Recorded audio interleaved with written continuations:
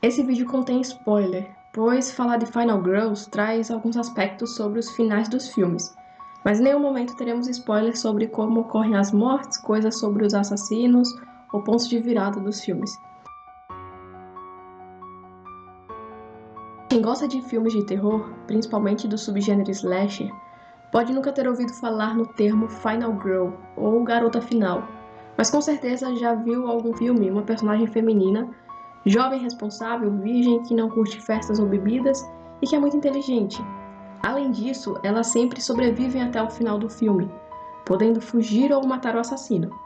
Essas são as Final Girls, mulheres que sobrevivem até o final do filme por mérito próprio. Mas ao contrário do que é lógico pensar, essas personagens que sempre são fortes e inteligentes não surgiram para mostrar a mulher empoderada, mas para punir as mulheres que não fossem bela, recatada e do lar. O termo Final Girl foi cunhado por Carol J. Clover em 1992, no seu livro Homens, Mulheres e Motosserras, gênero nos filmes modernos de terror, onde ela analisa como as mulheres vinham sendo representadas em filmes de terror. Esse termo atualmente é analisado de maneiras variadas e pode ser associado a ideias moralistas e sexistas ou ao feminismo. A ideia inicial das Final Girls era mostrar mulheres que não mereciam ser punidas, pois tinham um comportamento dito exemplar. Já os outros personagens que tinham um comportamento inadequado eram punidos com a morte. Mas com o passar do tempo, as Final Girls mudaram. E elas continuaram a ser essas mulheres fortes que lutam por sua própria sobrevivência, mas passaram a ter comportamentos mais normais de uma jovem.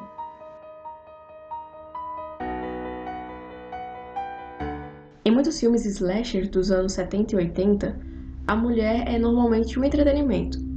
Ou ela tem atitudes transgressoras e uma morte muito sangrenta, ou ela é recatada e vai ter ótimas cenas de luta e sobrevivência, mas não sem gritar muito antes.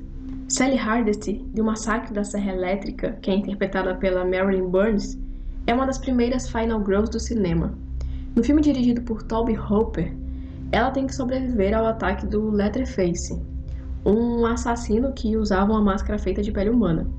Muitos não consideram ela como uma Final Girl por ela contar com a sorte para sobreviver. Agora foi em Halloween, de 1978, dirigido por John Carpenter, que fomos apresentados a primeira Final Girl, a Laurie Strode, interpretada pela Jamie Lee Curtis.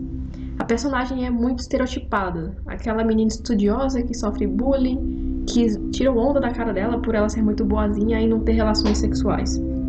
No filme ela tem que sobreviver ao assassino Michael Myers, que fugiu de um manicômio na noite de Halloween. Ela é uma das personagens que mais se encaixa nesse arquétipo de Final Girls. Um outro filme do subgênero slasher muito famoso dos anos 80, dirigido pelo Wes Craven, é A Hora do Pesadelo. No filme, Nancy Thompson, interpretada pela Heather Langenkamp, tem que sobreviver do Fred Krueger, o monstro que ataca nos sonhos. A Nancy marca o início de Final Girls mais desenvolvidas. Nesse filme, ela tem um namorado, então já sai um pouco daquele estereótipo de mulheres boas que não têm nenhum interesse sexual. E ela tem que lidar com praticamente tudo sozinha.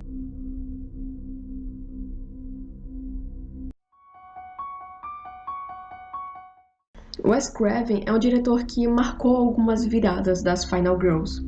Ele fez isso nos anos 80, com A Hora do Pesadelo, e também nos anos 90, com Pânico. No filme, a Sidney Prescott, interpretada pela Neve Campbell, é a heroína e a vítima, que é algo comum em filmes desse estilo. Ela vê a morte de todos seus amigos e sobrevive para enfrentar o assassino, nesse caso, o Ghostface. Mas a Sidney é subversiva, aquela não é mais um exemplo da mulher que a sociedade considerava ideal nos anos 70 e 80. Durante todos os filmes da saga, ela está em evolução e apresenta características inicialmente nunca pensadas para uma Final Girl. O próprio filme brinca com o subgênero slasher, e antes atitudes que mereciam ser punidas agora são realizadas pela protagonista.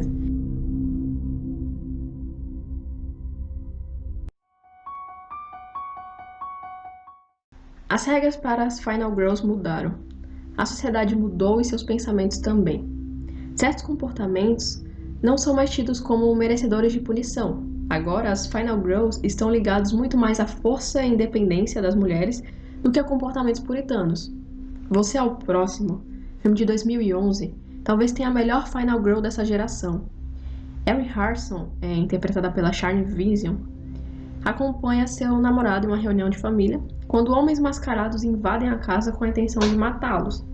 Mas ela rapidamente revela habilidades contra os invasores. Erin sobrevive por causa dela. Ninguém ajuda, e ela com sua força e inteligência consegue se livrar daquilo. Hoje em dia o termo Final Girl é muito mais amplo, mas uma coisa não muda: as atitudes da personagem que serão definitivas para sua sobrevivência. Um filme de 2019 que também muda aspectos de filmes de Final Girl é Casamento Sangrento. Seu título original é Ready or Not, de Prontos ou Não, Lá Vou Eu, quando você brinca de esconde-esconde, porque o filme é sobre um jogo de esconde-esconde sangrento. Após seu casamento, Grace descobre que terá que participar de uma tradição da família do marido, um jogo que ela mesma irá sortear, mas Grace dá azar e se vê em uma luta sangrenta pela sobrevivência. No filme, não temos um assassino perseguindo várias pessoas, mas vários assassinos perseguindo uma única pessoa. E Grace precisa sobreviver até o amanhecer para que o jogo acabe. Esse filme sai um pouco dos moldes de filmes de assassino, mas uma coisa não muda: a Final Girl é a mais inteligente e a última sobrevivente do massacre. No cinema sempre tivemos representações de mulheres fortes, corajosas e com postura de liderança mesmo diante da morte. E mesmo as Final Girls sendo um reflexo de uma sociedade mais conservadora, ter mulheres em perigo e ela mesmo ser sua salvadora é subversivo, pois a donzela em perigo, aquela personagem meio mosca morta, sai desse papel e mata o assassino ou foge da maneira mais inteligente possível. Analisar as Final Girls é fundamental para entender e debater filmes de terror, mas não só isso, para entender os verdadeiros significados que os filmes querem nos passar e discuti-los.